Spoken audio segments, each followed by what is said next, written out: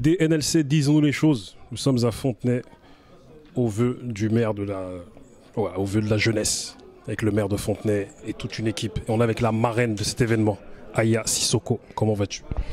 Je vais très très bien. Enfin, très heureuse d'être là, présente, très heureuse enfin qu'on ait pensé à moi justement pour être aux côtés des jeunes de Fontenay pour l'année 2018. Très heureuse aussi de passer derrière Fumigène Mag, Raphaël Yem, Nora Hamadi. Enfin, c'est merci. Rappelons que tu es une boxeuse, écrivaine française, de parents maliens. Tu as été championne du monde amateur de boxe française en 99 et 2003, puis de boxe anglaise en 2006. Et en 2011, tu as signé le roman et puis le film Dambé. Il y a un dernier roman qui s'appelle Mba. Parce que je suis très fière de ma culture, de mon héritage malien. Donc pour moi, c'était aussi important de faire cohabiter le français et le bambara dans mes ouvrages. Parce qu'il n'est pas question de faire un choix. Enfin, les deux cohabitent harmonieusement ensemble. Tu es de celle qui a traversé vents et marées avec pas mal d'épreuves dans ta vie qu'on va pas ressasser encore aujourd'hui. Et voilà, j'ai une question à te poser au vu de ton parcours et de toutes les épreuves que tu as surmontées. Est-ce qu'on peut dire que tu es l'une des preuves vivantes que la détermination et la volonté sont les clés de la victoire, comme sur un ring de boxe? Une preuve vivante, oui. Enfin, je suis encore en vie, j'existe, mais après, c'est aussi une question d'état d'esprit. C'est-à-dire que moi, j'ai été élevée par une maman, exemplaire. C'est-à-dire que chez elle, il n'était pas question de céder. C'est-à-dire qu'effectivement, la vie était compliquée. Enfin, les événements qui ont émaillé notre vie ont été difficiles, mais toujours garder la tête haute. Elle était fière de ce qu'elle était, et puis à chaque fois, à ses enfants, elle rappelait le fait qu'ils étaient les enfants de Seigneur, et que elle nous rappelait justement la mythologie malienne, c'est-à-dire que vous êtes les enfants de Seigneur. Enfin, est-ce que vous connaissez la devise des Bambara? Le Bambara est celui qui a préféré la mort à la honte de la défaite. Donc voilà, et même si c'est difficile, mais ce sont aussi tous ces éléments qui nous permettent aussi de résister, de dire que nous ne sommes pas l'enfant de rien ni de personne. On s'inscrit dans une histoire, dans une mythologie. Nous aussi, on a des éléments justement qui nous rendent fiers, qui nous rendent forts. Et voilà, j'ai eu la chance d'avoir une maman qui, depuis qu'on est tout petit, mon frère et moi, nous a transmis tout ça. Et donc, même si la vie est compliquée, ça nous rend forts. Et puis, c'est aussi important de grandir, d'être élevé aussi par une maman qui nous a aimés, qui nous a beaucoup aimés, et surtout qui nous a jamais menti sur la réalité de la vie. C'est-à-dire que ma mère me disait toujours, n'oublie pas que tu es noire, n'oublie pas que tu es une femme, et puis personne ne fera pour toi. Donc, très tôt, justement, elle nous a incité à nous prendre en main. Personne ne fera pour toi. Donc, si tu te mets pas toi-même en mouvement, t'attends à rien. Parlons de mouvement. Moi-même, je pratique la boxe à mes heures perdues. Tu vois, on sait que la boxe est comme diraient les grands boxeurs, la boxe est le sport le plus difficile au monde physiquement. Je pense que la boxe t'a aidé aussi à forger un mental pour surmonter les épreuves de la vie. Mais moi, il y a plein de choses qui m'ont aidé. Bien sûr que le sport a été un élément, déterminant aussi dans ma construction de femme. Le sport m'a permis à me respecter, puisque mon corps aussi était mon outil de travail. Le sport m'a permis aussi de forger mon mental. C'est-à-dire quand on commence la boxe à 8 ans et que finalement on s'entraîne qu'avec des garçons, on est obligé d'être dur au mal. Le sport m'a aidé à être déterminée, à me fixer des objectifs, à travailler pour les atteindre. Donc j'insiste aussi vraiment sur la notion de travail, c'est-à-dire qu'on n'a rien sans rien. L'effort de toute façon a toujours été un élément déterminant dans ma réussite.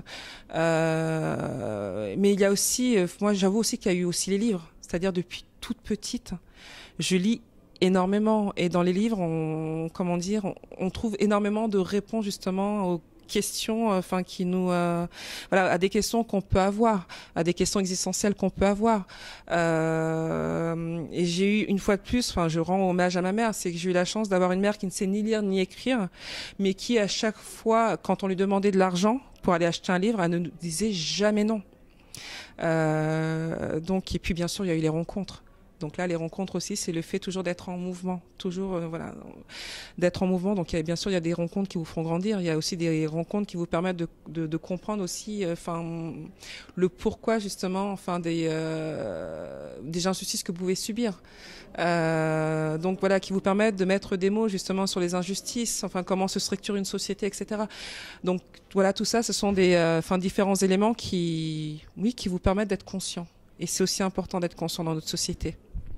Tu parles beaucoup de ta maman et je sais que j'en parle souvent avec des amis qui me disent que nos parents sont en réalité des livres vivants, vu la vie qu'ils ont eue, qu'ils ont traversé des pays d'Afrique pour arriver ici dans les années 60, 70 ou avant même. Tu penses qu'à un moment donné, il faudrait que nous, enfants de nos parents, nous devrions écrire des livres retraçant leur parcours et tout? Mais évidemment, déjà, moi j'aime le principe d'être là où on nous attend pas. C'est-à-dire qu'une boxeuse qui devient écrivaine, pour les gens, c'est un parcours improbable. Et puis bien sûr, moi mon objectif aussi dans les ouvrages, donc il y a bien sûr la question de la transmission, c'est-à-dire aussi dire à ma mère, je t'ai entendu, je t'ai écouté, même si j'en donnais pas l'impression parfois. Et puis c'est surtout aussi une réappropriation de la narration, c'est-à-dire que laissez-moi faire, je me raconte par moi-même. Et puis aussi une question aussi de valoriser des parcours. En l'occurrence, le parcours de nos pères et de nos mères, de dire que ce sont des héros et des héroïnes, et qu'il est beaucoup plus difficile justement de se construire, de s'autodéterminer, de s'émanciper quand on n'a pas les codes. Et voilà, et c'est dire aussi à travers ce parcours de femme que, le féminisme n'est pas seulement blanc et bourgeois. C'est-à-dire que, ma mère, comme beaucoup d'autres femmes. Moi, je parle surtout des femmes maliennes parce que c'est celles que j'ai côtoyées, depuis toute petite. Mais beaucoup d'autres femmes maliennes sont des héroïnes au quotidien. Vous vous rendez compte, élever ses enfants, ne pas maîtriser la langue, les codes, travailler le matin avant que le grand du contingent des travailleurs arrive sur les lieux et y retourner le soir une fois qu'ils sont partis. Tous ces travailleurs invisibles, c'était leur rendre une humanité, dire qu'ils existent et qui sont respectables. Pour tous leurs sacrifices. Mais c'est vrai que moi, en fait, c'est aussi la disparition de ma mère qui m'a fait prendre conscience justement de tout cet héritage et toute cette force qu'elle nous avait laissée. Et c'est la raison aussi pour laquelle il était indispensable, en tout cas pour moi, de lui rendre hommage et à travers elle justement à toutes les femmes africaines dans Mba qui signifie ma mère, mais c'est aussi notre mère à tous et toutes. Et là, oui, c'est là en fait finalement où on se rend compte justement, de la force. Du parcours, de ces hommes et de ces femmes. Et c'est pour ça d'ailleurs, quand j'écoute les informations, j'avoue que je les écoute de moins en moins, mais quand j'écoute les informations et que j'entends le traitement qui est fait de ces hommes et femmes qui risquent leur vie pour se construire un avenir meilleur, je me dis mais c'est inhumain, c'est-à-dire que nous sommes d'une certaine manière les pays occidentaux ont perdu leur humanité. Moi ça me met en colère, je sais pas où on va. Je me dis à partir du moment où on perd notre humanité, on a tout perdu. D'ailleurs c'est aussi ça le message qui m'a été transmis, c'est-à-dire que à un moment donné ma mère a été mise au banc entre guillemets de sa famille parce qu'elle refusait de retourner au pays. À partir du moment où mon père était mort, elle se devait de retourner au Mali et cette femme m'a dit non, c'est-à-dire que si mon mari a pris autant de risques pour venir en France, c'est qu'il y a une raison, et en l'occurrence c'est offrir un avenir meilleur à ses enfants. Et donc elle n'a pas cédé, et donc elle n'a eu de cesse justement pour prouver que non seulement ses enfants seraient pleinement, quelle est leur filiation, d'où ils viennent, et qu'ils en seraient aussi très très fiers, et aussi qu'ils auraient pleinement, les deux pieds justement dans la France. Et elle nous a fait, on a grandi justement sans avoir la haine justement du Mali, des traditions. C'est-à-dire que parce que justement elle en a eu une interprétation aussi très très saine. Il n'y avait pas de colère chez elle. Il y avait de la déception, mais il n'y avait pas de colère. Donc à partir de là, je ne peux être que très fière justement de ma culture malienne. L'Occident a établi des échelles de valeurs. Voilà, c'est-à-dire que le parcours de nos parents n'est pas valorisé comme le parcours de parents dits occidentaux. Tu penses qu'il faut vraiment, voilà, qu'il faut vraiment que nous fassions ce travail de valorisation et que même ce que tu nous dis depuis tout à l'heure, qu'il faut carrément que ces valeurs soient transmises à l'école et même ces traditions africaines. Mais avant même que ces valeurs soient transmises à l'école, c'est à nous de faire le travail. C'est pour ça que moi j'insiste quand j'interviens en milieu scolaire, je dis aux enfants, interrogez vos parents, soyez curieux. S'ils ne veulent pas une première fois, retournez-y un peu plus tard.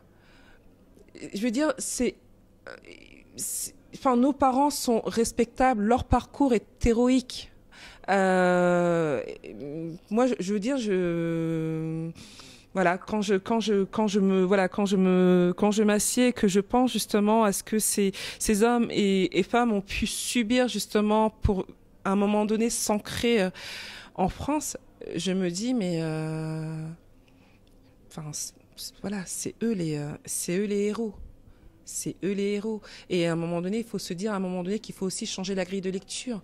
Le héros, c'est pas celui justement qui amasse entre guillemets des biens matériels.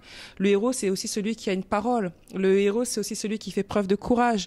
Le héros, justement, c'est celui aussi qui est là dans la transmission, enfin apprendre à l'autre. Et c'est aussi ça, c'est à nous aussi de mettre ces valeurs à l'honneur.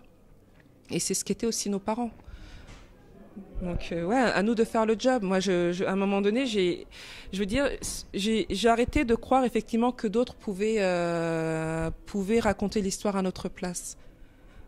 On doit, entre guillemets, se prendre en charge. Moi, j'ai été très heureuse d'apprendre sur le tard que, oui, le Mali, avec l'empire, justement, du Mandin, s'était inscrit dans l'histoire. Je veux dire, j'étais heureuse d'apprendre que Soundiata Keita, en créant son empire, avait aussi créé la charte, des droits de l'homme, 5 siècles avant la France. Et donc, toute cette histoire, les enfants doivent la connaître. Vous avez aussi des éléments, qui vous permettent d'être fiers justement de ce que vous êtes, de ce que vos parents sont. Et ce travail-là, c'est à nous de le faire. Et il y a de plus en plus de supports justement pour que ce travail puisse se faire. Donc c'est à nous de nous prendre en main. Une société est clairement hiérarchisée et ceux qui sont tout en haut n'ont aucun intérêt à ce que les gens d'en bas s'émancipent et soient capables de penser par eux-mêmes. Faut pas compter sur eux pour faire le job, qu'on soit clair. Je rajouterais, parce que je sais que tu es très pressé, que tu le sais comme moi, que l'Empire mandingue aussi, au XIIIe siècle aussi, a établi les droits des femmes, que les femmes sont les piliers de la société, et ci et ça. Et je rajouterais aussi à ton propos que, est-ce que tu penses que pour pouvoir avoir conscience de ceci, il faut avoir conscience que, comme dirait Charanta Diop, que les gens soient aliénés culturellement? Parce que il y a cette espèce d'aliénation culturelle qui fait que, à un moment donné, les gens ont des œillères et ne se rendent pas compte de la réalité. Évidemment, mais c'est pour ça que moi j'insiste toujours sur c'est ça en fait aussi la notion de mouvement, de curiosité. C'est-à-dire que si nous mettons pas en marche nous-mêmes et que nous déplaçons pas justement vers là où se trouve la culture, la connaissance, on n'y arrivera pas. En fait, faut juste prendre conscience que rien ne nous sera donné, rien ne nous sera apporté sur un plateau. C'est à nous c'est à nous de nous autodéterminer, tout simplement. C'est à nous de faire le job justement pour accéder au savoir. Je veux dire, l'ignorance de toute façon est le meilleur allié justement de celui qui domine. Ma dernière question, avant que tu loupes ton train ici là, moi j'affirme que les femmes sont plus fortes que les hommes mentalement. Car, surtout face aux épreuves de la vie, preuve en est, dans les bars sont remplis, les bars sont remplis d'hommes qui se morfondent dans l'alcoolisme pour fuir leurs problèmes. Finalement, dans ce monde-là, dans lequel on vit là, les vrais bonhommes, ce ne seraient pas les femmes. Après, je serais pas aussi je serais pas aussi catégorique. Non, en plus, je te dis franchement, moi j'étais, c'est vrai que mon père est mort quand j'avais 7 ans, mais mon père était quelqu'un d'extraordinaire. C'est-à-dire que mon père cuisinait, mon père nous donnait le bain, donc voilà, c'est que j'ai aussi cette expérience qui dit le contraire. C'est-à-dire que mon père était très très en avance sur son temps. Et donc non, c'est juste. Après aussi, c'est aussi, faut que l'éducation aussi soit revue. C'est-à-dire que faut que finalement que l'éducation ne soit plus que l'attribut des femmes. Faut que les hommes aussi soient partie prenante du processus d'éducation de leurs enfants et que justement que les enfants soient éduqués de manière à ce que de manière égalitaire. Ma mère aussi, excusez-moi, je vais vous saouler avec ma mère,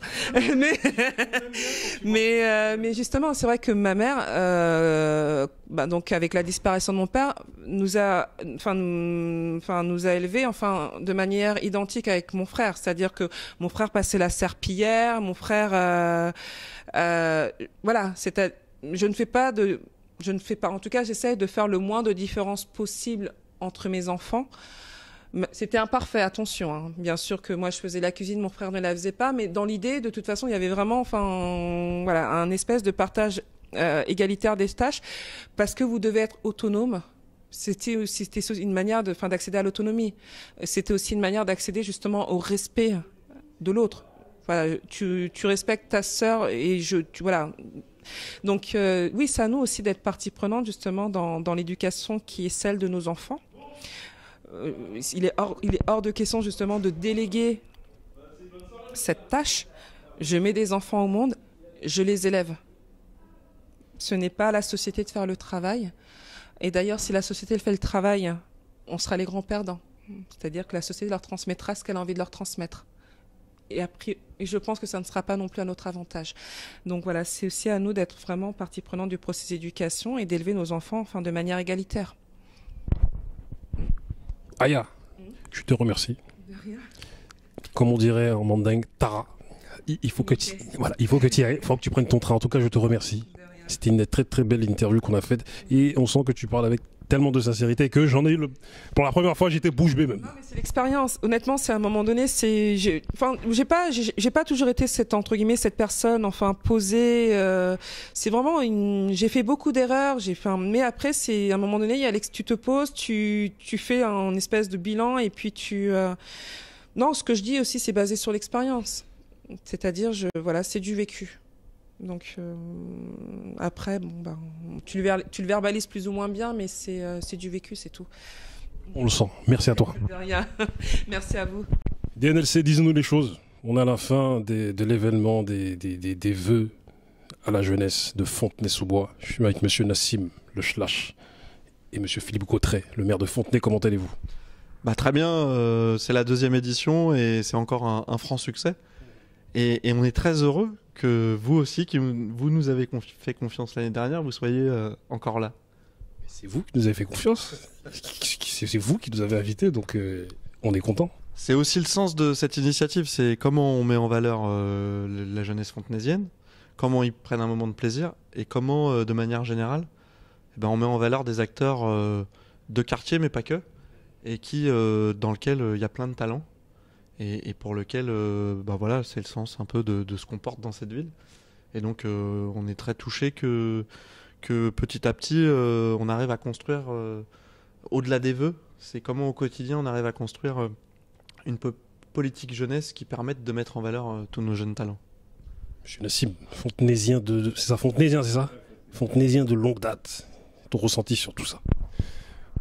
Écoute, là c'est la 2e année. On a encore 1 millier de jeunes qui se sont présentés cette année. L'année dernière, c'était à peu près pareil, 1000, 1200, sachant que la capacité de la salle est de 1200 personnes.